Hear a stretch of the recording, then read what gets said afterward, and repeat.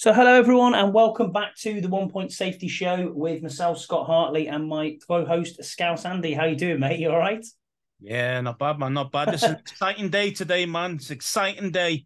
It Um, is the happiest day of the year, in I well, it think will so. be once we get the final white smoke coming out of the chimney over there in Minneapolis. But yeah, I mean, we'll see how that goes. But obviously, at this time of recording, it's about 20 past 3 Eastern time in the Yeah, afternoon.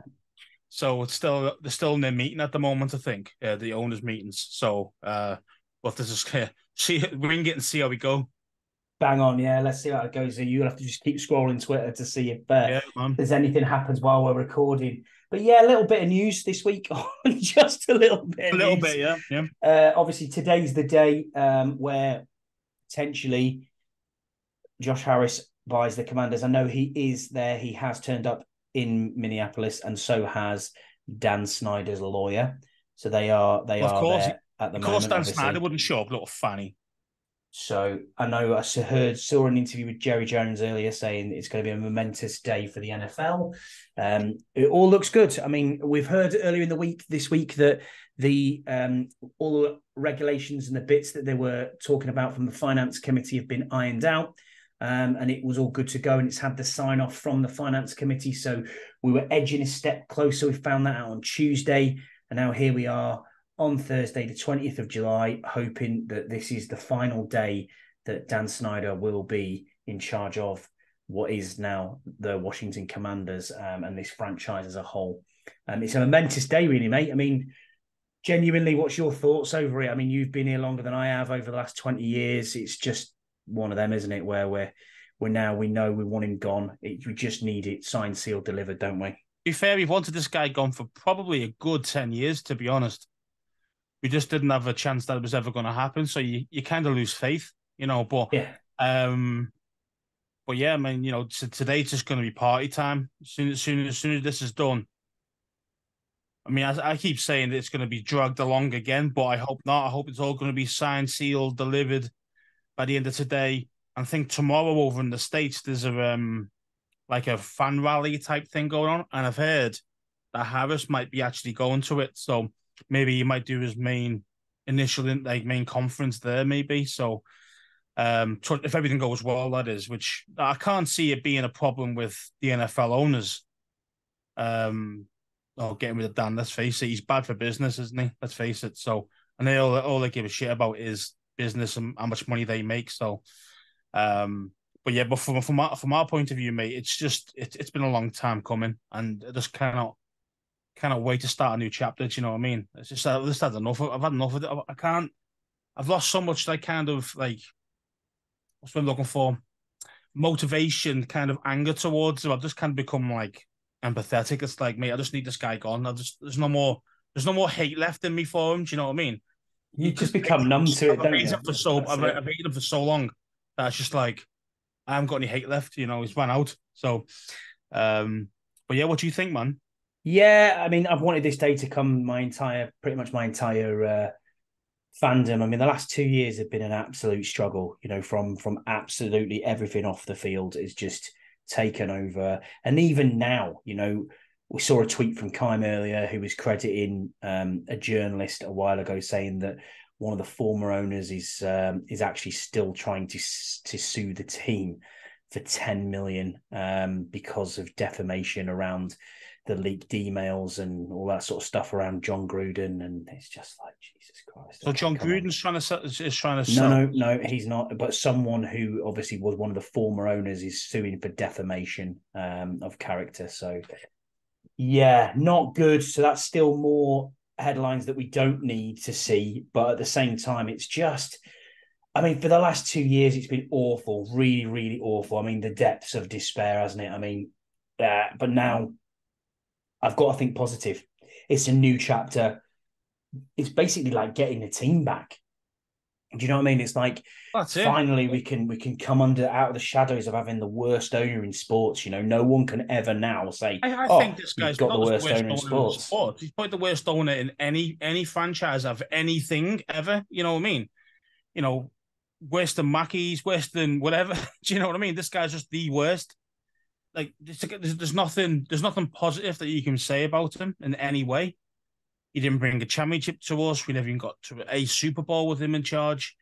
Is, as you know, his win-loss record is god awful. I think we're like, I think we've lost 60 games more than we've won. Now, as in like in the differences over the last 20 years, 25 years. So, the guy's a jester. He's a court jester, mate, and he's gone. He needs to be gone. Yeah. I've just read somewhere on Twitter here, mate, another possible spanner in the works here. I saw that, yeah. Did you see it? I've just seen that from Kime as we're talking. Yeah, I'm seeing that there. So you go ahead. You tell the public. No, mine's not of Kime. Mine's of some other dude called Seth. Yeah, I've seen that there. Seth Wickersham. Yeah. Yeah. An attorney for Dan Snyder's told a room of owners and executives today the day of the sale to the John Harris Group will be approved, but there are still some unresolved issues around the Mary Jo White report and what will be made public. Yeah, and Kimes retweeted and quote tweeted that, and he's put on White will be updating the owners on her report today. Well, she's already. I've heard that she's in there with them already. She's in there now. Yeah, is what I've heard. Yeah, so So to be fair, I mean, I understand from an owner's to like kind of understand, kind of get a gist of what really went on, but do they really need to know? Because let's face it, they're voting Dan out anyway, so. It's not like you need to convince these guys anymore. Mm-hmm. So obviously this report's going to be really bad for Dan. This really is. Absolutely. It's obvious, but I just don't get why they want her to tell all the other owners about what's been going on when really it's a Dan problem. It's an internal problem. You know what I mean? And Dan's gone anyway. He's going to be getting voted out anyway. I mean, unless there's a 50-50 split. No chance. This is a unanimous decision, this, isn't it? Let's be honest. Why is she in there then? Do you know what I mean? Like, I don't kind of understand that one. To throw more shit at Dan. We know Dan's a scumbag. We know he's going to be gone. We know he's going to be voted out. So what's the end game of Mary Jo White being actually in that meeting with the lad with those owners? Do you know what I mean? I don't kind of get it. I think it's maybe just to tie up the loose ends of everything around this investigation and this report. She's there to say, this is what I've found. This is what it's all about. Before we make this public, we want you as owners to understand it and to digest it and learn from it or something. Don't maybe. And look at questions that may come from it, and how to maybe not how to respond to the media, but I would be certain that some sort of agreement between the NFL as a whole and the owners around how to respond to this, especially around the media circle that's going to be there. I mean, every journalist or media worth their salt will be in Minnesota right now. I mean, I'm looking back at what I was talking about just before there. So it's come out from the Loudoun Times, and it says ex-Washington Commanders executive Jason Friedman is suing the team and an attorney for $10 million, alleging they defamed him even for testifying to Congress that the team withheld money from season ticket holders. So that was what it was about. So that was like so that's more like a Dan Snyder smear campaign on him. Yeah, absolutely. To make him look really bad when he's the guy who actually came out and said, "Hey, you're doing some naughty shit," basically. Mm-hmm. Exactly that. And he's lost his reputation. Yeah, correct. I get what you're talking about. So, fair enough. But see, this is the problem. You see, Dan Snyder's going to get a lot of this. All these guys at the woodwork, because he's already done this to many people before over the years, man. He's threatened people. He's blackmailed people. He's even blackmailed the bloody NFL themselves. If it is PowerPoint of all this shit that he's got on set. Exactly, yeah. You know what I mean?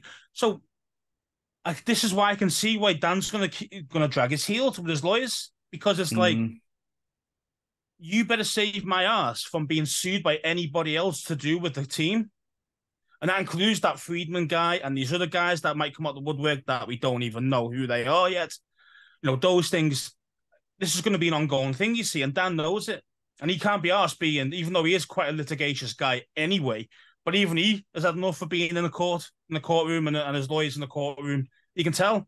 So it's like, it's a tough one, because the NFL probably not going to give everything that he wants, if that makes sense. So, I mean, this is what boils down to about this indemnity, doesn't it? And indemnifying him against future litigation definitely. around This is why the Dan's team. always dragging his heels, isn't it? So I don't think, although this is a momentous day, and I don't want to be negative on this day, absolutely not. It's a fantastic day that this is going to happen, and we're getting our team back, and so many people are going to come back around the table, start supporting the team again. Giving it their all for the team, which is going to be fantastic. But this is going to drag on, as you said. There's going to be little bits here and there. There's going to be people coming out the woodwork. There's going to be litigation about this. There's going to be this lawsuit, that lawsuit. Maybe that's why Mary Jo White is there, to try and say, look, let's tie this all off. This is what's going to come out the woodwork. These are the sort of things you can find.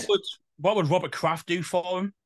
Well, true. Yeah, I know what you mean. What would it? What would it do? That's to do with me. See you later. So I mean, I just don't. I mean, I understand it probably giving everybody an overview of what's been going on there, but those owners don't really need to know that. If that makes sense. For me, it's like that's somebody else's. It's like house, isn't it? It's like 10 houses or 20 houses. Whatever happens behind those four walls is kind of, your responsibility. Not my responsibility. I'm 10 doors away. Do you see what I mean? So, I see what I'm kind of trying to get at. Yeah. It's kind of a.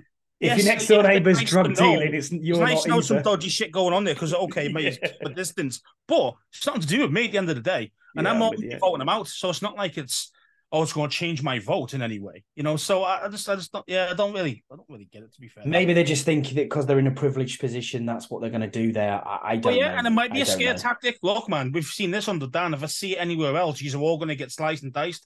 I mean, fair enough. If that's the plan for it, then fair enough. It's worthwhile having them listen to it, but if not, then nah. I just don't think. I just think it's a waste of, not a waste of time as in the report. I don't mean that. I mean waste of time going to the actual meeting and telling all the other owners about it. Agreed. So Tony Wheats asked a question on this. Then Scouse. Cheers, Tony. Thanks for your question. It's a bit of a tongue in cheek. Yeah, a bit of a tongue in cheek one from the Oracle. This one. He was saying, "Is this the best day of your life?" I think carefully here, Scouse. Think carefully, lad. Well, no. No, I'd say no. I'd say no yet, Tony. Because I say it's still not done. It's still not. I'm always. You could call me a pessimist, but I call myself a realist. I'm with dodgy people like Dan Snyder, and how many lawyers he's got, and how much money he spends on these things. He's always going to be kicking. He's going to be going kicking and screaming, digging his heels in as best he can. He's going to cause some more shit before he goes. This day until I see Josh Harris out there with a big a live conference saying, "Yeah, I am now the owner," and blah blah blah blah. I'm still not believing it, honestly, because I just know that I don't want it kind of shocking me if Dan Snyder somehow gets out of it or causes some more grief to delay it or whatever. The check bounces. Yeah, exactly. Yeah. Oh, I didn't get that check in the right time frame, so it bounced. Sorry, guys, I'm staying. Oh my god, that'd be just the worst thing ever.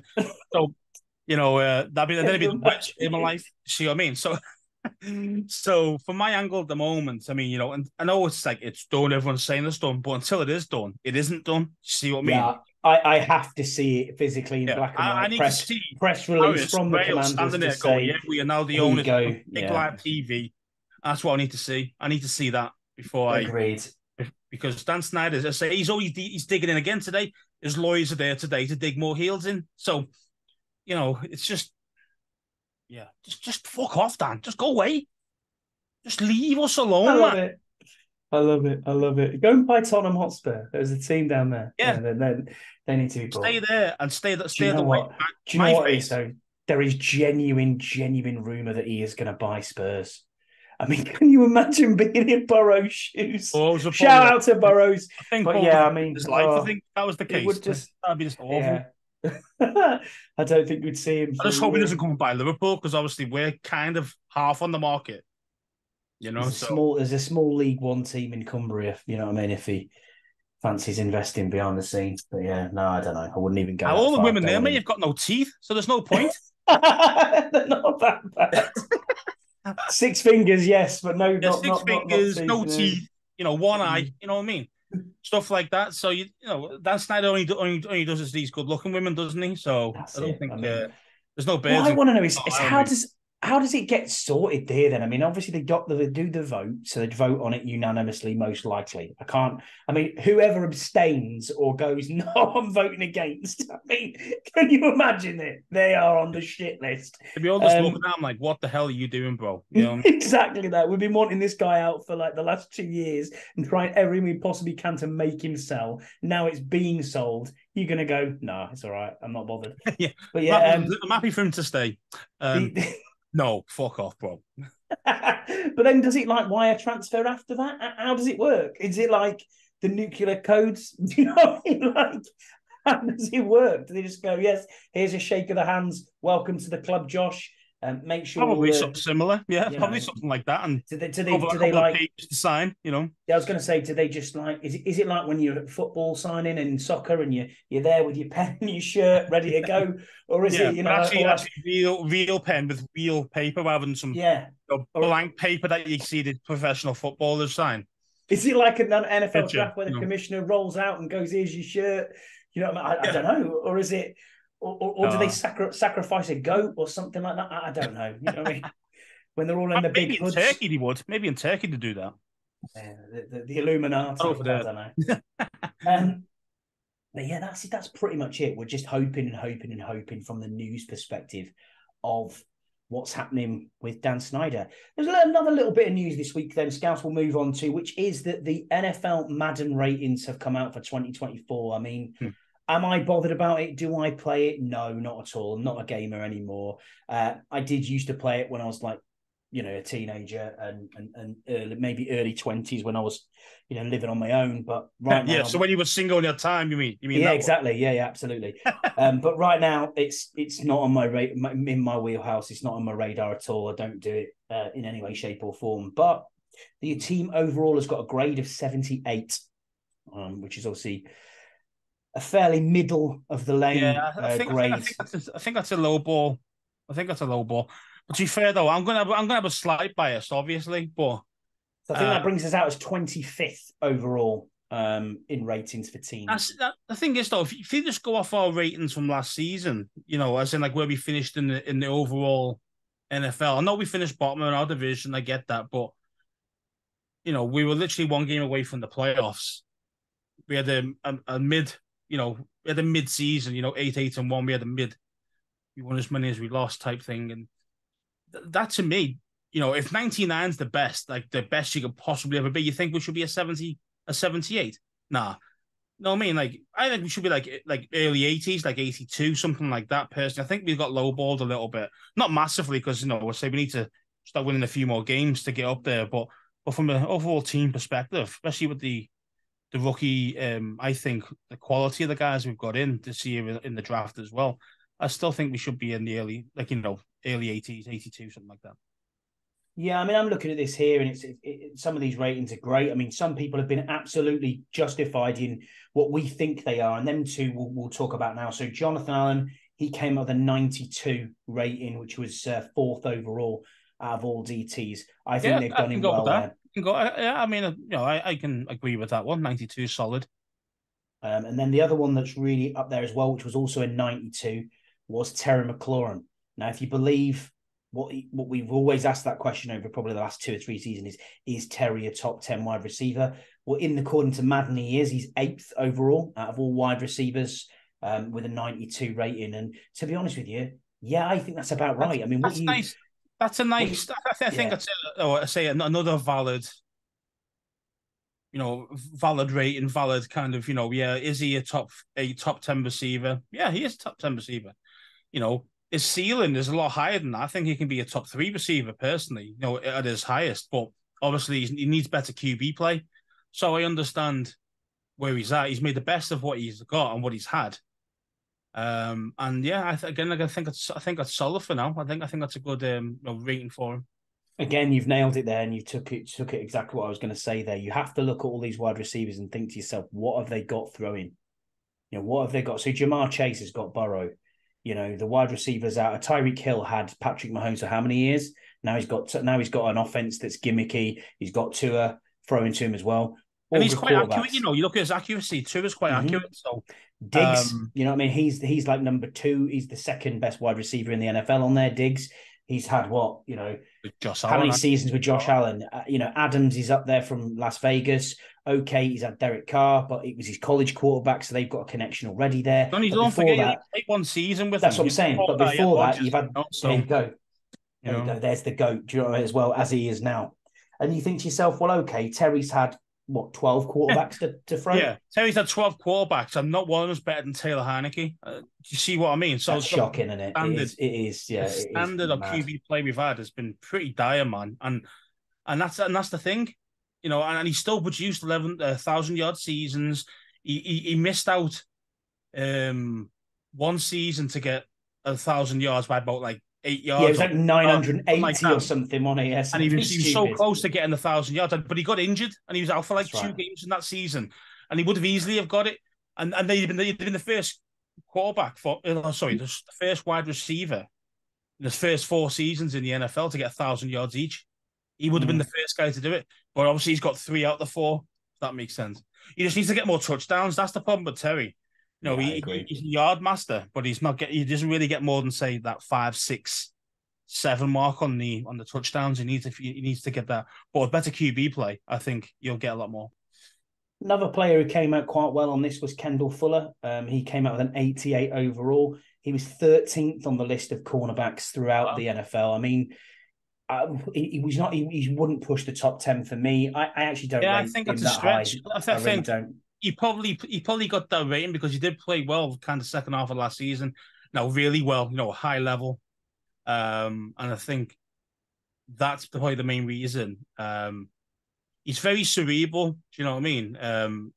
Whereas he has to be because he's not lightning fast. Yeah. So he's going to be able to read the play, how it develops, and he is very good at that. He can think quite clearly, and he kind of reads it very quickly, which again definitely helps his game. Would you call him a top 15 cornerback? I would say top 20, possibly. You're pushing top 50. I mean, you're pushing it. So being 13, I think, is a little bit high for him. But yeah, I agree with that. Happy days. He's fair play. He's getting some love. And then we've got Jerome Payne. He's on an 83. You looked at this earlier, and you said straight away that's a low ball. He's 11th overall. That's a low ball off of that many. He got 11.5 sacks last year. Do you know what I mean? Like. And he's not even, and he's technically defensive tackle number 2. And sure enough, if you look at these ratings, I mean, again, it's a game, so we're not going to take much off. Donald. What's Aaron Donald on? A 98. I mean, come on, man. And he's been injured for most of last season, and he's not obviously not that level anymore. So he should be dropping down if you're going to be realistic with these things. I mean, talent-wise, sure, he's still got all that, but he's getting older and he's had a lot more injuries last couple of seasons. So he's not going to be a 98. He's going to be, mid-90s, low 90s. But you're telling me that Jerome Payne's like 15 points lower than an Aaron Donald that's been injured the last couple of seasons. Not for me. No, exactly. For me, Payne should be about 88 minimum, I think. I think he's lowballed by at least 5 points minimum. So there's 3 who were quite low balled who we looked at and we thought, oh, this isn't very good. So we've got Cam Curl was on an 83, not even in the top 25 safeties. Joke. Absolute joke. I mean, the kind of... There's a lot of disrespect at him, isn't he? He's getting a lot. Disrespected because he's probably playing in places that he shouldn't really be playing. Like the Buffalo nickel. Mm-hmm. He can do it well. And Jack Del Rio loves him playing there, sure. But the thing is, because he's doing things like that aren't really it's not really, it's a safety, but it's not really a safety. See what I mean? Like kind of this hybrid type of weird thing. What metric do you go off? Do you know what I mean? True. Do you go off the linebacker? Do you go off the safety? Do you go off free safety? Do you go strong? All these numbers. So what do? Do you stick him as a pure free safety, which I think he could do, even though I do think he's best suited as a strong safety, but he could play free safety because you say he is that good. He can play in all 3 of those spots. But the idea is he needs to be a true specialist in one area now to say, look, man, and look how good I am because I'm plumbing his best position because that will get him the more love and then obviously the higher ratings you'll get over the next couple of years. Well, we knew this was going to be the case, didn't we, Scouts? Because last week we had a look and ESPN came out with their rankings on all of the different players around. And obviously ESPN had asked coaches and executives from NFL scouts, all this and crap. scouts and stuff, and not a single person even mentioned Cam Curl. Not even an honourable mention. Nothing. No. And you just think, And wow, that's it. okay. And is it like, is he being a victim of his own success as such because he can play very well in 3 different areas when really these other guys that you mentioned on these lists, they are like true, like top dollar, but in one specific safety's position. Do you know what I mean? They either do a strong safety or do a free safety, and that's it. They don't play anything else. You know what I mean? So rather than possible linebacker, possible Buffalo nickel, possible a little bit of free, possible a little bit of strong. Do you see what I mean? It's not. I mean, I think he's been the victim of his own success because he is so versatile. It's funny, isn't it, when we talk about Cam Curl, because, I heard Logan Paulson talking about, and obviously he's quite close to the team, obviously does the stuff for the team on YouTube. He was on Kyle's podcast. I think that's where I picked it up from. And he was talking about Cam Curl, and he was saying he doesn't think he's going to get anywhere near top 10 safety money. And I'm like, okay. So he was thinking I would actually think that he would actually know more about it than most people because, one, he's an ex-player, obviously a lot smarter than we are in these things, but also that he sees Cam Curl every day. I mean, he should know that this guy is just that good. He's that important. And that's what he did say. That he said that is important to our team and the way that we play and our secondary. He's absolutely important to that. He's essential, but he's more important to us than what the league sees him as important, which would mean that will drive his price down. So this is what I don't understand, because if we have a top 5 or top 6 defense, like technically we're meant to in certain metrics, yet Cam Curl doesn't get any love. And he's so important and so, the main guy that makes it all tick. But yeah, and that's a top 6 defense. And you're telling me you can't even get in the top 10 as a safety anywhere, or even top 15 as a safety. No, it's just another low ball, another disrespect, man. It's constant though, isn't it? And hopefully now we get a new owner, and this will change. You know what I mean? The narrative around the team will change. Well, 3 others, because there's no black cloud hanging over us. Correct. It's a brand new fresh start. 3 others who were really disrespected, in my opinion. One is Tress Way, the GOAT himself, the best punter in the league by miles. Perennial Pro Bowler. He's there. I think he's got 2 Pro Bowls, hasn't he now? He came out with a 79. I mean, why is that man not 99? You know what I mean? He's immense. Sam Howell. I mean, yeah, we could talk about it till the cows come home. A 66. Yes. So he was actually lower than every rookie NFL quarterback that came in the 1st or 2nd round. So even he's lower than Will Levis. He's lower than Will Levis. Yep. So sorry, whoever made those Madden. I don't know who works on Madden. I think it's Chad Ochocinco. I think he's actually. He's obviously he obviously beats the Washington team, because that's a disgrace. Now, don't get me wrong. There's a lot of, not maybe doubts, or maybe just kind of, we don't know what he's really like because we've only seen him 1 game. All right, fair enough. But he shouldn't be like an 80 or an 85 or high up, but he should be, mid 70s. So, for example, for context here, or something like that. But CJ Stroud was 82. Bryce Young was CJ Stroud. Yeah, Bryce Young was an 83, and Will Levis was a 77. Will Levis, mate. Will Levis won't even play for about 3 seasons. Oh, and Anthony Richardson was an 80. Again, this guy's just awful, mate. Yeah, Howell's got a better arm than Richardson by a mile, as in accuracy. By a mile, way better. I mean, athletic wise, okay, yeah, you would give a Richardson the speed and the dual threat. Yeah, I can give you that. Yeah. I mean, the dual threat type of style, fair enough. But Howell isn't a true scrambler / runner type. He only did it last year in his college career because he had no actual protection. But that's not really his game. His game is to be really a pocket passer. Really, that's his main game. He's all about short to intermediate routes, and he's got a good deep ball that he throws out on occasion. Hit them with a surprise deep ball, and that's how he gets his points that way. So, I mean, the different type of quarterbacks. But the thing is, for me, I'd put Howell up against CJ Stroud right now. I mean, I like CJ Stroud, by the way. I do really like CJ Stroud. I thought he might have went number one over Bryce Young because of his height, but fair enough. Bryce Young went number one. And they're both good quarterbacks. But the thing is, Howell's at their level right now.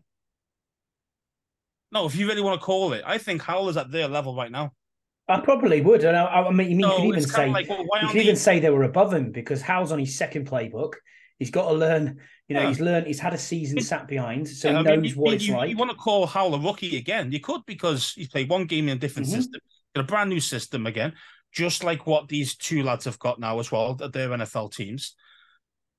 So if you want to call it that they're on the same level of experience, fine, you can do that as well. So they've got the same level of experience. But for me, if Howell came out this season and he had a good college season last year, he went in the first round as well because he would have went ahead of Will Levis.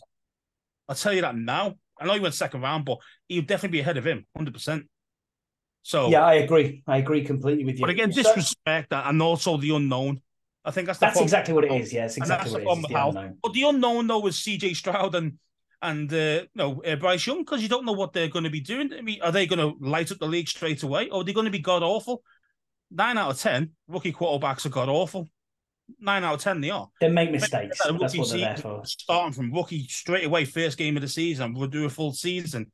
You don't really do that well. They're very inconsistent, which is understandable. They're still learning the game at this level. So even Pat Mahomes, he didn't really start. He did exactly what Sam Howell did. He played the last game of his first season, and then he ran with it after that. After Alex Smith left and came to us, actually, and that was it. But he had a great mentor there. To see what I mean? So, and obviously Pat Mahomes ran with it, and how good he is. Most of these good quarterbacks, mate, they don't come in first round, first minute of starting and be world class. They just don't. Josh Allen wasn't like that, was he? Josh Allen, no, he took 2 seasons to get any good. Rodgers 4 years on the bench before he even had a chance to start. Tua wasn't brilliant in his first season. I mean, no. And then he got injured because he was injured. That bad hit, wasn't he? Remember that bad hit? Yeah, the hip, yeah. And then the concussions and everything else. Yeah. Joe Burrow, you're looking at Joe and saying Burrow, he looked the best one, but then you got Chase Young, tore his ACL. He was out for the season. After about a week, I think it was 6 or 8, something like that. I can't remember. But basically, he looked okay. He looked like he had it. Like you can see what he was like. It's mentally, you can see what he was doing and all that. But he got injured. So again, you don't know how good his full season would have been. I mean, Trevor Lawrence was awful the first season. So Trevor Lawrence, he wasn't very good the first season, was he? As well, yes. So because these guys need time to settle, they need games to play, they need hopefully a good coach who can actually mentor this guy to become better and become more poised. I think a lot of college quarterbacks aren't very poised. I think that's the big one because that is what you need to be in the NFL when you've got these big 300-pound rushers trying to hit you as hard as they can. It can be its escape position to play. It really is. You align these other guys, in front of you aren't as good as these rushers. And you're thinking, I need to be able to stay in the pocket. I need to be able to read my 3 or 4 reads and deliver that ball before it gets smoked. And it's hard. And when in college, it's not as like, you don't really see that every game because you only see, oh, yeah, this team have got a really good edge rusher here, or this team's got that. But that's all they've got. It's like 1 or 2 games you might get like that. Not 16, not 17, not 18 games that you might need to play in the NFL, So, and that's why the QB struggle. I mean, if you give them all day, they'll pick you apart. But like any NFL quarterback will do that, though. If you give them enough time, they'll find the receiver. Absolutely. They'll find get open, no matter how bad they are. Rex Grossman could do it, John Beck could do it a little bit if you had like 6 seconds to throw the ball. Yeah, all these NFL quarterbacks can do it if you got loads of time. It's when you got 2 seconds where you go and how fast your quick decision making is and how fast your arm is and the ball's got to be gone before you get hammered. So speaking of that, it's the speed of it, mate. Speaking of that, have you had any chance to watch any of the Netflix series Quarterback? Have you watched it yet? I haven't, no, mate. I've not actually checked. Oh, wow. Is it any good? I actually really enjoyed it. Burrows was like, I've heard mixed reviews, especially Burrows like, this is a load of shite. I mean, 2 things it has to, 3 things really that I've got from it is the episode 2, where Kirk Cousins goes back to FedEx Field. That is pretty awesome. There's like a 1.5 minute segment of it where it shows you FedEx, shows you DC. There's a bit of hype music in the background. It proper got me going. I was like, yes, I can't wait till September now. But yeah, it does show you how hard these QBs get hit very quickly. Oh my God, Daron Payne is an absolute animal. It was disgusting. He absolutely hammered Kirk, and Kirk was like, yeah, he couldn't even They breathe. couldn't breathe. Yeah, And yeah, he's like, just tapped him on the ass, Daron Payne, and goes, "It's all right, brother, you'll get up." It's just like, wow. I mean, the yeah, man. beatings, the absolute beatings that And they're don't forget, taking is this is the just. NFL today, which is quarterback friendly. I mean, Just honestly, imagine the guys oh, 20 wow. years ago, 25 years ago, the guys were getting their heads literally knocked clean off, and it was legal Yeah, well, to hit the under the quarterback like that. the under the knees tackles have gone. You know what I mean? That's all outlawed, and thankfully But that's it's hard, happened. isn't it? And Because if you're trying to hit a quarterback, really, you want to hit him hard because you want to let him oh know you're yeah, there. So, he's scared next time that you're going to come near him, which is understandable, but you can't hit him in the head because a penalty. You can't hit him below the knee, again, penalty. And, and you and you can't can't hit lie on them really. excessive Yeah, force, and you can't jump on them as in, like, yeah, if you hit him and you can't land on him either. So it's kind of like, nowadays, as I'm saying, I mean, watching it in the 90s, quarterbacks, man, oh, their heads were getting absolutely KO'd. I mean, they were getting like crowns of the helmet in the face, yeah, full blast, and it wasn't even a penalty. Do you know what I mean? Like it was just insane. It's definitely gone the other way now. It's gone a bit. I mean, I love the rough and tumble. That's what really got me into the game in the first place. When you start seeing like, wow, this at full speed, man, is unreal. And you hear the sounds like these yeah. guys The are making us, slaps, and like the and slaps. they're Yeah, bang, and the helmets going bang, and you go, wow, these guys are hitting each other in full power. It's like running to brick walls half the time. honestly, just No, it's crazy. I'd encourage you just to watch that second episode and just be like, okay, cut the bullshit behind like Kirk and his, and then Mariota. That's one other thing that came out of it. Mariota is an absolute bell end, from start to finish. I mean, that guy just no work ethic in him at all. Awful, awful. Really? And Patrick Mahomes' wife is as woeful as we think she is. It's just an awful. I mean, nice enough lady, at home, but just awful personality. You know what I mean? Just She an hangs out a lot with his awful. brother, doesn't he? Doesn't she? Yeah, he was always there as She well. hangs He out with was his always brother. there as well. But But just he's an just a Klingon, awful. isn't he? Yeah, well, exactly that. A Klingon, Klingon. like clinging on to Patrick's, coattails and He is, doing yeah. shit like dancing on. I can't believe he still got away with that. Dancing I on can't. Sean Taylor's number on the floor. I know. He should That have got is chinned. just Yeah, I mean, that was if I wild. saw that and I was in the crowd in the front row and I saw that, I'd have run over and tried to chin him. Okay, I'd have been thrown out, but I would have tried to chin the cunt. You know what I mean? Because at the end of the day, Yeah, man, that's just just pure disrespect. You hear absolutely TikTok and all that. I'd have tried to kill him. not good. So, but I would say I enjoyed it. It was worth the few hours that it was on. It's 10 episodes, so if you want something to watch while there's no football on, it's worth giving it a go. To be honest with you, Kirk obviously on there as well, showing a lot of respect to Santana Moss and people still within the organization, which was nice to see as well, which is good. We've got some fan questions then, so we'll get into them before, and we'll wrap this up because we're all waiting for that decision to come. And the first one here is from Tim Town, and we're going to go to. So he said we're seeing several players this week say that they'll sit out due to salary issues. What do you think of the idea of a fixed cap with rules on how to distribute it after the season based on some sort of criteria? Would that be a good way to make sure the players get paid the most? Now, for me, I've looked at this and I think it's down to the running back position has just been absolutely, completely devalued. I mean, you had the Philadelphia Eagles running back saying that the Philly fans are just basically trash. And then you had... Well, they are.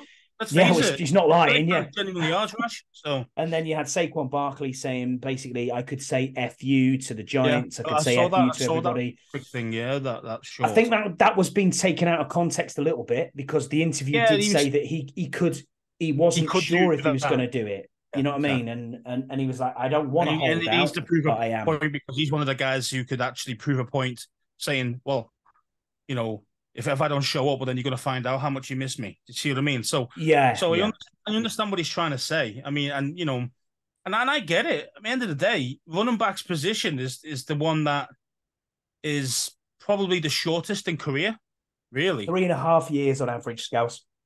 Yeah. 3.5 years. Unless you're like these true unbelievable, AP or some of these guys that who Derrick lasted, Henry, them sort of 10, players, yeah. 12 years. Most of these guys get hurt. Mm-hmm. It's just a fact of life because they put in their bodies, they're the ones getting smashed up the most. So, so from that respect, I understand what the running back guys are trying to do because end of the day, their best years realistically are in their rookie contract. Correct, yeah. So they won unless they went like a Bijan Robertson who went like an 8th overall, which most running backs don't nowadays. They don't go that high, no matter how good they actually are. They go like late first or second round, third round. They don't go in the first round that often anymore. And because, as you mentioned before, the position's been devalued. Now, you're getting those type of quality guys cheap on the rookie deals, and then they don't want to pay them afterwards. Yeah, because they can just toss them to one side. That's using abuse. That's like throwing the guys away and saying, well, we can get another guy. Yeah, you can get another guy who can run the ball a little bit, or maybe it can do some bits of what the really class running back you've got. It could, but in general, show them the love. You're showing the quarterback ridiculous money because it's a quarterback-driven league. Well, let's get back into kind of they still use the run game. Mm-hmm. So why has that been devalued so much? Like, yeah, I understand it should be devalued a bit because it is a quarterback-driven league, like I just said. And so the receivers and the quarterbacks are going to be getting the bigger money. Okay, that's just the way it goes. If we went back to the 90s, the running backs were getting paid more than anybody. Yeah, yeah. So because it was such a run-heavy game with a few quarterbacks doing this and that, so it was a completely different game. So I understand why, like the O.J. Simpsons, those type of dudes at that point were getting the pay ridiculous. Your Barry Sanders, those type of guys, elite could work, could do it for 7, 8, 9 years, and they got paid well. But it's a different league nowadays. But I still think like you still got to show them the love, especially if you're seeing some of these, backup quarterbacks on $8 million a year. Oh, I mean, look. Well, that's what I mean. Look at Dalvin Cook. Hasn't got a team. What? Yeah. What are we talking about here? These guys. That's the problem. You see, like he's available because how much was he going to make this year? Was it something like 12 or 13 mil? So thereabouts, yeah. A Cook, and they were like, "Oh, no, it's too expensive." But how good's Cook as a running back? Unbelievable. Yeah, I know. He's a running back.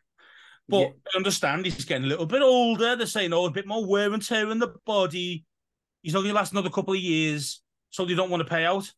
But to be fair, what they should do, really, they should just fully guarantee everyone's contract like you do in baseball, basketball. That would be a good answer to Tim's question, wouldn't it? That would change everything. Then, players won't just be discarded because it's still going to cost the money to get rid, you know what I mean, rather than just trade assets. It's actually going to be, and this fake cap type of, because it is, isn't it? After it's a myth, isn't it? Fake cap, well, this year you can't spend 10 mil because you cut that guy. All right, yeah, but that you still got that 10 million in the bank at the franchise. See what I mean? You just can't spend it on a player.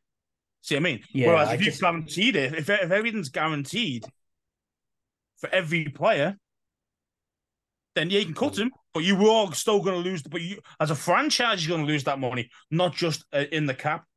That's a great idea. I mean, the other one I was thinking of is you could have almost like salary bands, if you like, where you've got players and they come to an agreement for different levels of talent around levels of different things. So let's say, for example, if you're, I don't know, Sam Howell, and you look at Sam Howell and you say, right, well, you can own the top guys earn the top money, but you've got to be within 40% of the top earner.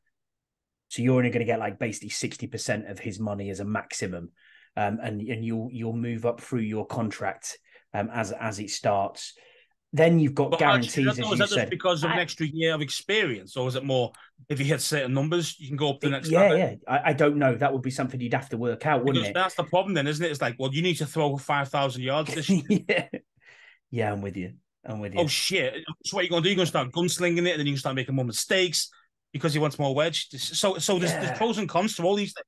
Of course there is, but I do think we need to have some sort of like salary regulator, if you like.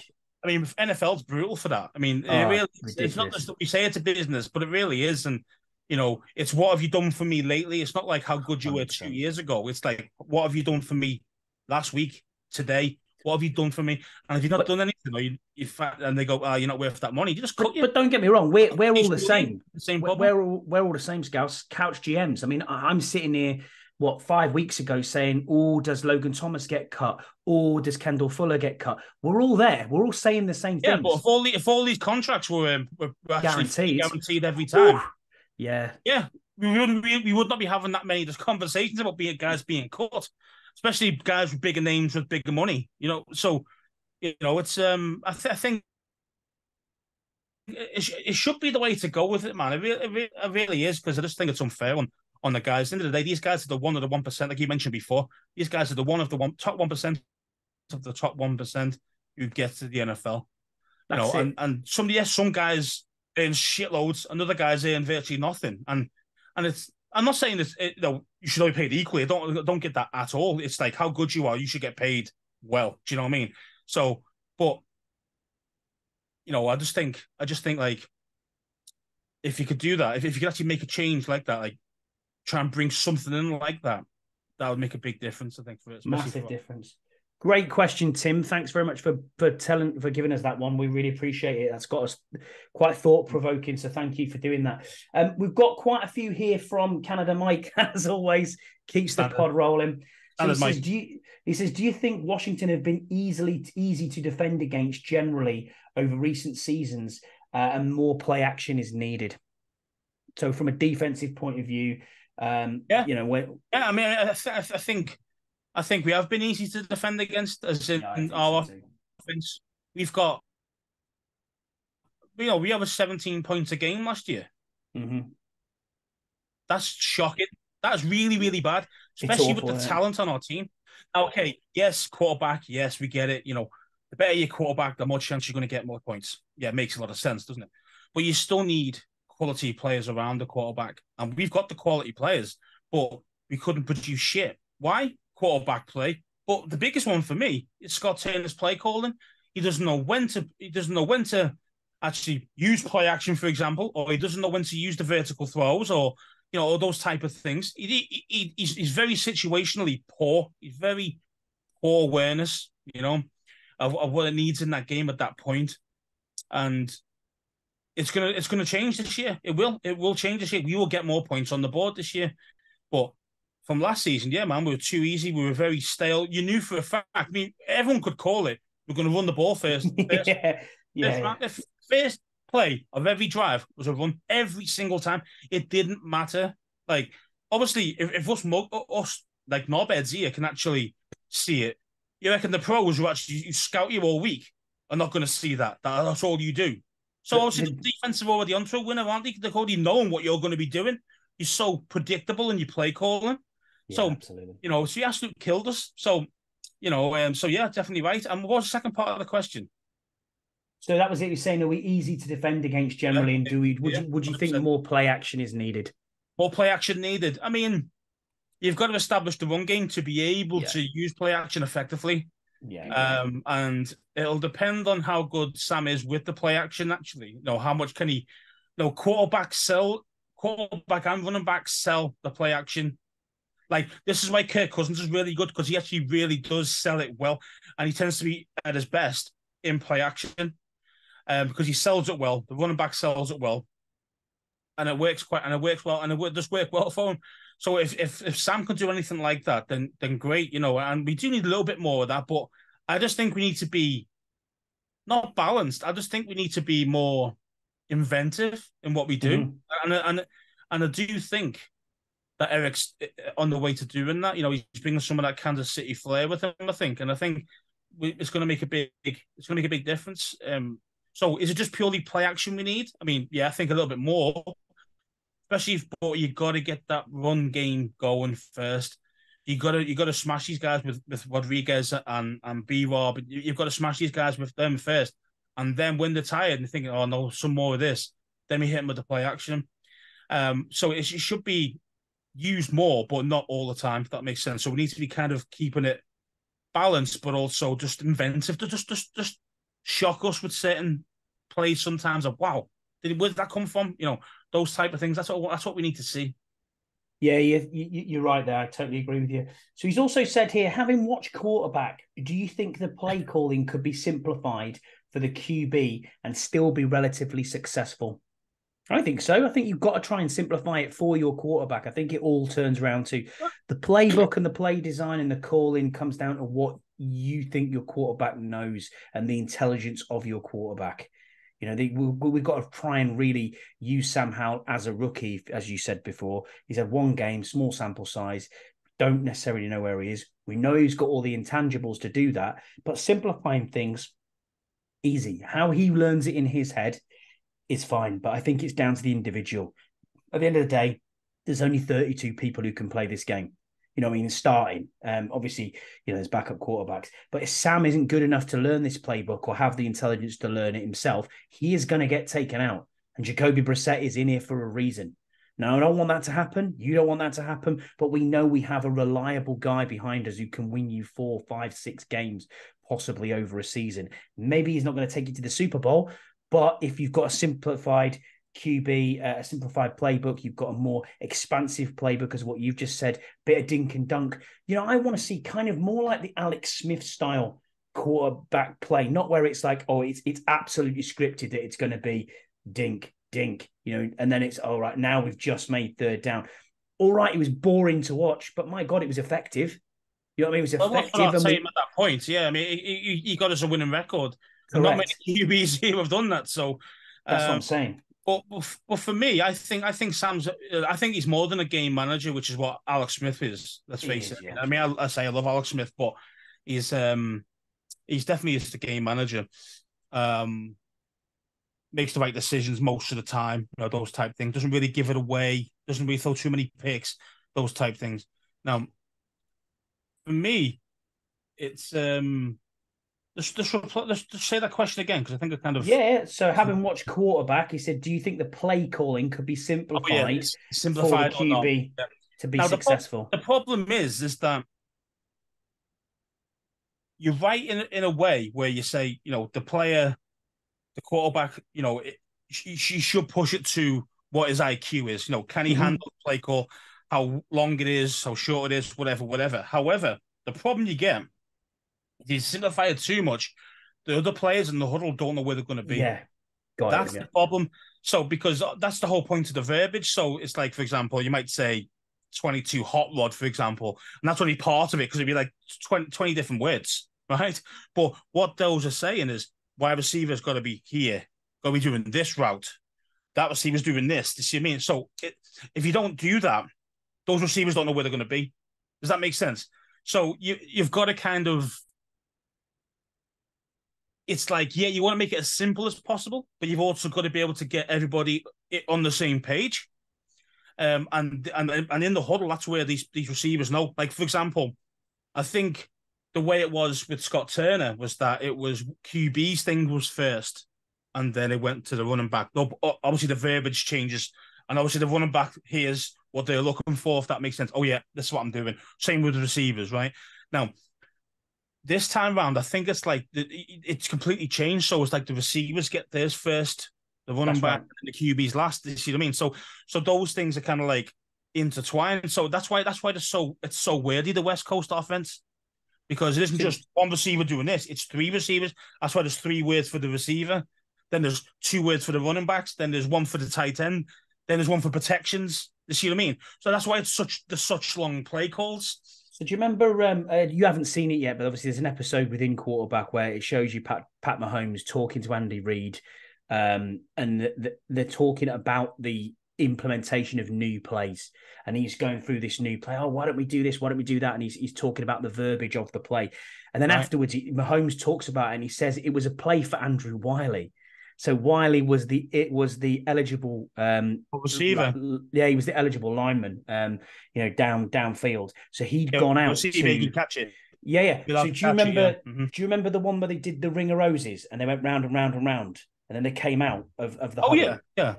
That was actually Wiley. Yeah. That was for Wiley, and it was called. Right, okay. It was called. It had Pikachu in it. Was the word. And everyone was like, well, why has it got Pikachu in there? And he said it's because Andrew Wiley collects Pokemon cards. Okay. So Yeah. it's like, okay. Yeah, So then everybody knows, oh, that's the play for Andrew that's for Wiley. Wiley. Okay. Yeah, exactly. Yeah. Yeah. Yeah. Yeah. So that's Again, you have to yeah, change that as mental. well, though, because as soon as somebody knows that the defense hears Pikachu. Yeah, and I think they just put that in. So Wiley wasn't even in the huddle. He was already on the line, set, ready to go. And the rest of Oh, the okay. team had gone round and round in the circle. And as they went round and round in the circle, Pat Mahomes got there, realised Wiley's covered up. They've noticed it. There's a defensive lineman pointing at Wiley, and he's like, "Shit, we can't run this play. We're gonna have to think of something else." So obviously, then it became a designed run, and away he went. But yeah, it's one of them where you go, "Okay, right, I understand how difficult this game is." Oh yeah, I mean, this is why quarterbacks do get paid the money Of because course, yeah. it's really tough. You know, I mean, do you remember? Do you remember when Cousins was still our quarterback? I think it was like this last year in the Washington squad. Basically, he did like a little mini tour of the UK along with Neil Reynolds. Oh yeah, I do remember that. Remember that? Yeah. But I actually went to one. I actually went to one close to Liverpool. He did one up there. I think it was like Birkenhead way, sort of like kind of the other side of the water. Yeah. And I actually went woolly backland. Yeah. Yeah. And I actually went to it. And it was interesting because he said, "Yeah, give us an idea what a play call would be." So we go, okay. Then it was like, honestly, literally, I think I counted 18 words. 18 words for one call. And everyone's like, everyone's mind was blown because we just think, oh yeah, 50 goals or whatever. They're all easy play calls like that. No, they're not. They're nowhere near that. And that's it, because all those things account for every player on the offense. It's about like what our receivers going to be doing when they hear their word. Like you mentioned Pikachu for Wiley, they'll hear their word and go, okay, yeah, this is what I need to be doing for this play. See what I mean? And that's exactly.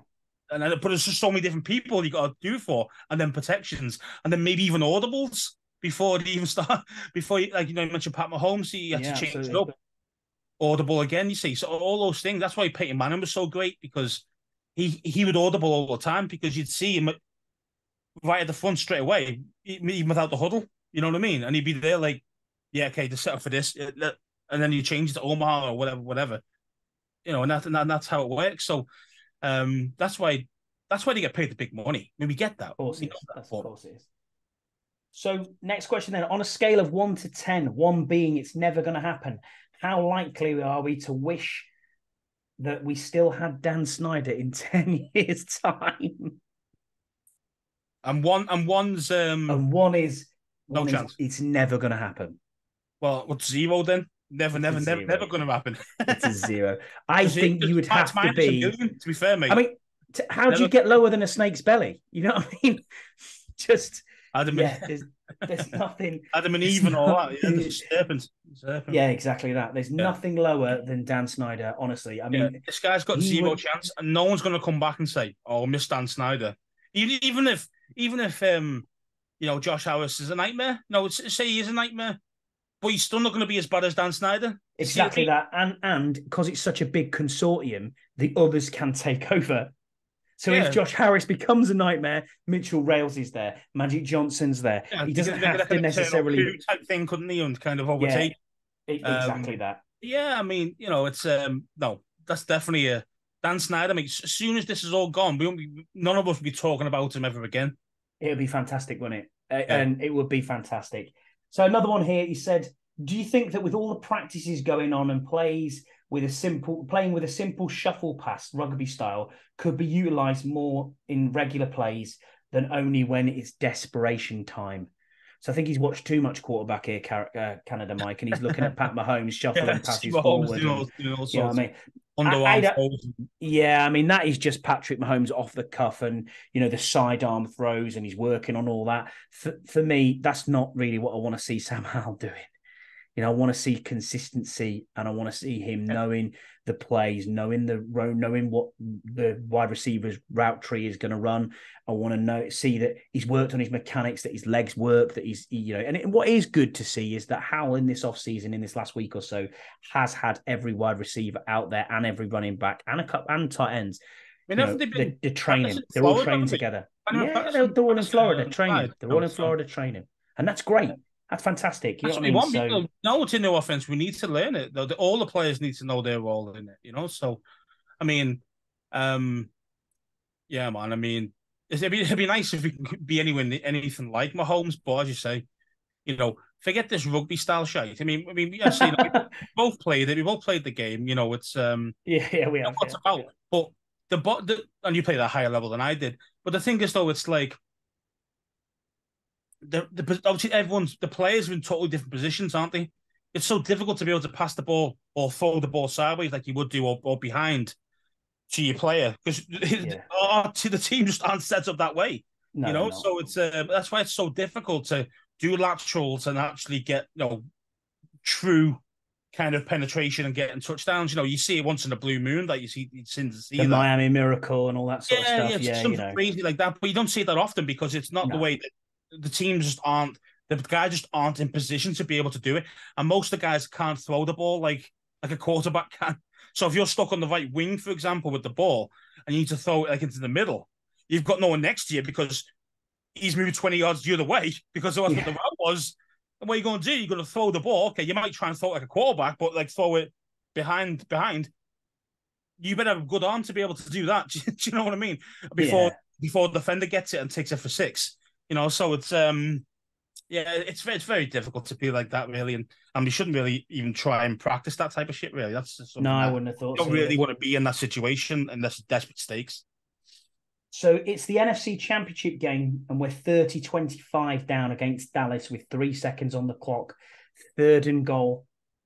If we're all sat in a room together, me, you, and Burrows, can we come up with a play that gets us to the Super Bowl? You said to me beforehand, quarterback sneak, and I thought that's a really good shout. That's a really good shout. Depends. You mentioned 3rd and goal. Like, where are we? Are we on the 1 yard line? That's 3rd and goal. Let's just say we're on the 1 yard line. Let's just say we're on the 1 yard line. Well, if you're on the 1 yard line, they're probably going to be thinking QB sneak. You think QB, but you'd also think it as a defender. Yeah, true. QB sneak as well. But then you've got to think to yourself and hope that your offensive line is stronger than their defensive line. That you can smash it. But don't forget, they've got the linebackers coming in as well. I know you've got the running backs, but again, it's like, at the end of the day, there's not much there. There's better blockers than running backs. It's simple as that. So it's yeah, man. I think you could either go a slant, the QB sneak, or you could go slant. Like 1 step, 2 step drop and gone straight away. But I think maybe I'd probably come up with a bootleg play, to be fair. Yeah. Come up with a bootleg play and then throw to the opposite side. So if you roll out to the right, throw to the left. As long as your QB's got the arm, which Howell does have the arm. So that's what I'd probably come up with. Was it the Pacheco? Was it the way? And even say Logan Thomas on the left or like Turner on the left and just get the ball up there and get the ball in 1-on-1 with the DB and say, go get it, boy. Was it the Isaiah Pacheco play in the Super Bowl? I don't know if it was Pacheco. I can't remember who it was, but it was in the Super Bowl and they drew it up and everyone pushed forward expecting a sneak and he whipped out to the right hand side and he just trotted in. He was gone, yeah. Maybe something like that. It was McKinnon. You're right. It was McKinnon. Yeah. Running back. Yeah, absolutely. Yeah. So, something like that. I mean, obviously with bootlegs, some guy, if the QB's too slow at it or the play doesn't, it doesn't develop too quickly, then obviously, there's a high chance of a sack or a throwaway. But in general, yeah, that's what I go for. So last question then, and thanks, Canada Mike. I really appreciate you sending in your usual 10 questions. You keep this podcast rolling. So big shout out to you, mate. Thank you. We need to get you on the show again soon. But thanks for that. Last one of the day then for us then, Scousies. Hog on the Mountain has said, we had a top 5 defense last year with almost no help from the offense. Do you guys feel EB and Howell will score enough so that the defense can pin its ears back and continue to ascend? Or will we fall victim to the plexiglass theory and fall back to mediocrity? So are we seeing a decline? Great question, Hog. Are we seeing a decline in the defense, or what's your thoughts? I mean, from personnel, from defense, I think it's going to be better than what it was last season. However, we are taking on a much better quarterback and a much better teams offensively. Yeah. So that can negate the defense quite a lot because it happened to us a couple of years ago. We had like I think we had a top 3 defense about 3 or 4 years ago, but we had an easier schedule. Then we played the year after. We played all the best teams, and we got absolutely battered. And our defense was something like 20th. So, and most of the guys were still similar type of players. It wasn't like we lost all our defense or whatever. It was just we played against better quarterbacks and better wide receivers. Played against better teams, which is obviously this season's going to be the same thing. We're taking on better teams, taking on better quarterbacks, better wide receivers again. So I think there might be an element of a dip, but I don't think it's going to be massive. I do think that the offense are definitely going to score more points. They are. It's just a no-brainer. The team on offense is just too good, especially with the play call and now with like EB. I just think there's enough there. There's enough there to be able to get, the average 20, 23, 24 points a game, I think. Mm-hmm. Now, that's only, we averaged 17, I mentioned earlier, we averaged 17 points per game last year. Unless your defense is number one, you're not winning many games. I mean, we did well to even win what we won. To be fair, agreed. We could have had 3 or 4 other wins. We mentioned before red zone problems. Yeah, we did say that, but you could have. You could argue it the other way as well. Teams, so they're going to score more points. Our defense will keep us in games. I can't see us being blown out by anyone, but our offense has to score more points, and the average has got to be at least a touchdown a game more than what we averaged last year to give us a chance. I agree with you completely, Scouse. I think having that extra touchdown, I think EB will bring that, and so will Hal. As we've said many, many times on here, we don't need perfection at quarterback. We just need to see a top 20 quarterback. Yeah, we just need half decent. That's all we need. Yeah. And then if you get in a half decent play from Sam Howell, we've discussed it, 33rd and 35th quarterbacks in Taylor Heineke and Carson Wentz. Awful. Not even as good enough for starters. Oh, I know. Sorry, 35th and 37th. I apologize. And then, so it's even worse than we thought it was. If you get in, top 20 QB play out of Howell, you're going to get that extra touchdown. And as you said, that converted in last season into 4 extra wins. Now, you could argue the toss and you could say Mariota made a fuck up, when he was throwing it for the Falcons. And I've watched it back and it is an absolute fuck up.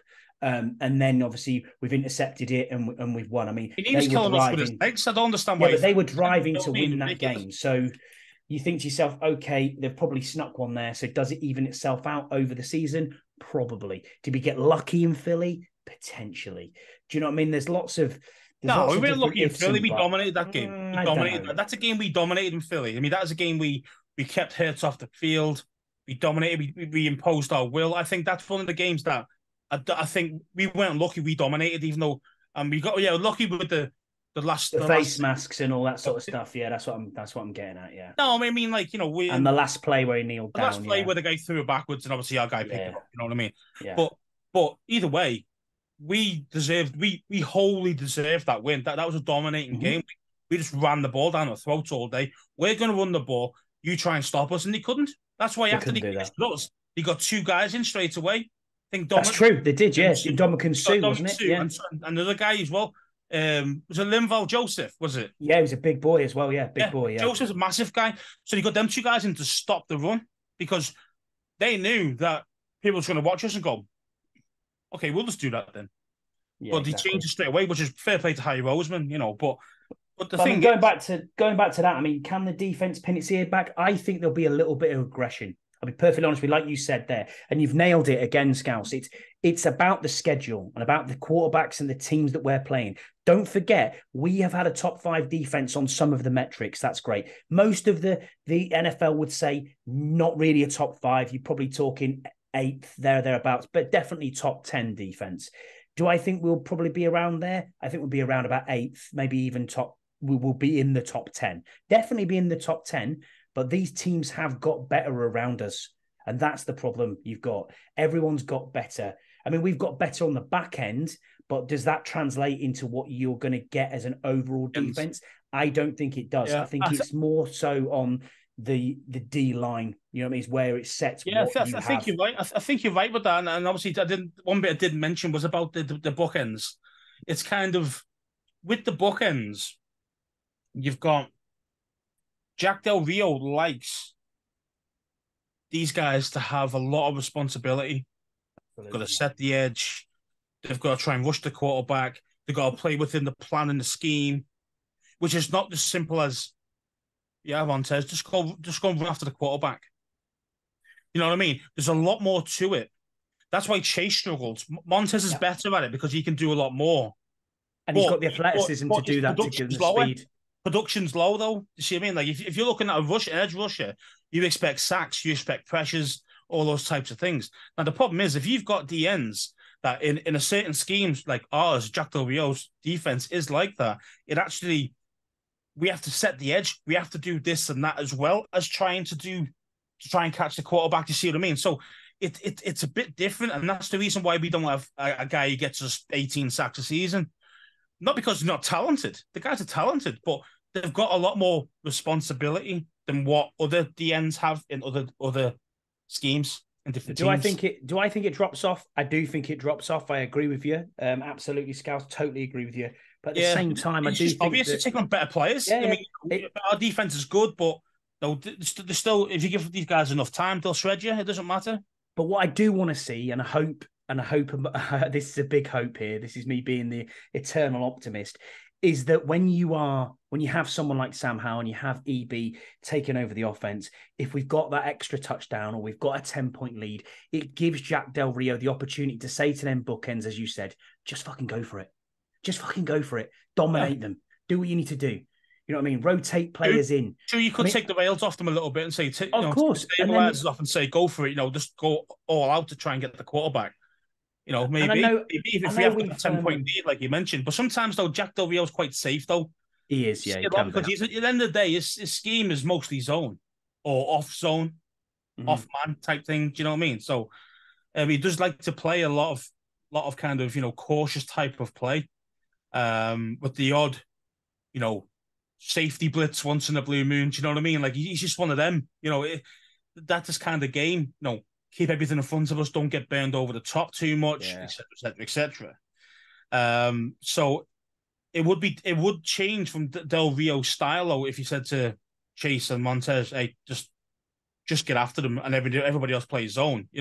It's a little bit different, And I think the other thing, I think, if he's got the players, maybe he might change it up a little bit. Who knows? The other thing I do think here as well is, to answer Hog on a Mountain there, is that you solidifying the back end here with Quan Martin and Emmanuel Forbes. If Emmanuel Forbes has anything like the takeaways that he had in college in his first year, you're getting a short field for Sam Howell. I'm not saying go and get pick sixes, but you're running it back. You're going to get further. How many times over the last 2 seasons, and frustrating as it's been, have we had an absolutely dog shit offensive line starting at the 20 or the 25, sorry. Oh, it's a touchback. Fucking touchback, great. Then you've got 75 yards to go. Do you know what I mean? That's a nightmare. We've had no kick returns. So with a bit of luck, again, Kaz Allen comes in and gives you that kick return that we had with Carter a few years ago. That's the sort of thing that we need to sustain this top 15 quarterback play that we need Sam Howell to do. It makes it easier for him, doesn't it? Let's face it, you haven't got to run 75 yards every single Take the Dallas game as the example. Yeah. Now, I've heard a lot of media, and this pisses me off to a treat. And I know we're going on a bit of a rant here, but it pisses me off because all I keep hearing is, oh, well, it was a Dallas team that wasn't interested and it was an end of season. Was it? Fuck. No. They were playing to win the division. Exactly. Dak Prescott started. All of their starters started that game. And it wasn't until the third quarter that they pulled Dak Prescott out of that game. And they pulled their starters out. And he was terrible. But that's the thing. If we can get these interceptions, if we can get these short fields, I mean, Sam Howell, 2 plays, 2 touchdowns. He's sitting there thinking, this is piss easy. Mm-hmm. Exactly that. You know what I mean? And you just think, you want points for the least amount of plays on offense. Correct. Absolutely. Absolutely. Nice to see the explosive play. We want to be 14-0 up against teams and then go, okay. Dead on. Go at defense, stop these guys, and then let's get us some shorter fields because they're going to have to throw the ball more, which then allows the edge rushers to actually run at the quarterback more again, to chase them down. So again, you know what they're going to do. They're going to be a one-trick pony. You know they're going to be throwing the ball. Correct. Yeah. So especially 14-0 down or 17-0 down to us, that makes a massive difference. Do you know what I mean? Huge. Rather than them 7 points 3-0, make a huge difference. And how many times you're getting down to the red zone and you're like, oh, got kick 3. And then Joey Sly's missed. It's like, oh, that happens a lot. This is how it goes. But I really hope that we do get there, and I hope that's answered your question, Hog on a Mountain, because we've talked about it for about 20 minutes. We've talked around it a bit there, but yeah. Yeah, we have. But yeah, that's it really for this week then, Scouse. I am on my holidays next week. I'm away at Lanzarote. I'll be taking the selfie stick so we can have a bit of a pod from there. I've got the family, so I've got to do there's another question on here I just found on Oh, have you really? Go ahead then. You I think he's one of your friends. I don't know him. David McCluskey. Okay, yeah. He goes, after playing rugby with you for a few seasons, Scott, I noticed how at every ruck, even though you were a forward, you actively avoided contact. So I want to know what position you would play in the NFL team. Cheerleader would be my suggestion. Absolutely right. He's nailed it there. And I don't avoid contact, Dave, you scruff. This is a man with the biggest shorts I've ever seen in my life. It looked like he had 2 windsock on underneath. But yeah, he's a good lad, Dave. I like Dave. He was a good second row. The only guy I've ever seen sent off on a rugby field for chops in at the referee when it was actually just a little bit of funny banter back chat. He got red carded. It was quite funny. I think that was Lehman against Bulmer, but yeah, good game that. So, Dave, to answer your question, mate, I'm not playing this game. I've got no clue where I'd be. I think I'm better off suited, sat in the stands or on this podcast being an armchair I've got the perfect position for you, mate. Go on then, mate. Major Tuddy. Yeah, that'll do. I'll take it. I ain't going in that dance squad, that's for sure. I'll take it. Tickets, hot dog seller. Yeah, sure need to be. Yeah. All right, guys. But yeah, thank you for listening and subscribing on Apple or on Spotify, wherever you get this podcast from. Really appreciate it. Funny enough, obviously we had a massive issue last week even with the audio. Totally my fault. Hands up to that. And we didn't actually get the video out on time for YouTube because it just became an absolute nightmare trying to edit and push it through. So apologies for that. If you can like and subscribe to this on YouTube, that'd be great. Our numbers are steady now. I mean, I think it's because no one's podding. And we've kind of pinched all their audience, but we're over 500. We've been over 500 listens for just over a month now. So, thank you for doing this. We really appreciate it. It's just me and Scouse. We're just 2 blokes chopping it up, thinking we'll just talk like we're talking the pub. So if you enjoy it and you've got any suggestions, you've got anything, you can reach out to us on the socials. They come up after we finish this pod. Thanks everyone, and we will see you again next week. Bye.